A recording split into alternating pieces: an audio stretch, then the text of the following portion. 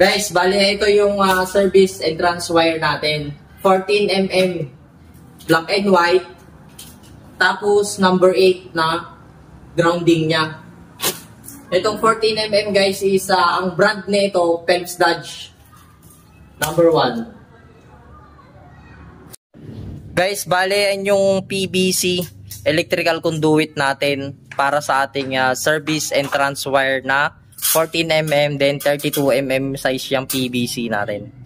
Mula dyan guys hanggang doon palabas sa may ilalim ng spandrel, doon ko siya itatap yung kanyang service drop wire.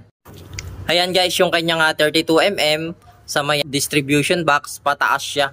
Ayun. Then papunta dito sa may labas guys, ayun siya. Then naglagay ako ng screw type insulator. Ayun siya. Pagkakapitan siya ng service drop wire natin, service provider natin. Diyan lalabas yung kanyang service entrance wire guys, yung nanggaling sa may distribution box natin. So yun guys, nailagay na namin yung service entrance wire na 14mm then number 8 na main banding jumper natin, grounding. Bali dito lumabas yung kanyang service entrance wire guys, yan siya. Maglalagay ako ng entrance cap para hindi pasukin ng insekto or pasukin ng tubig.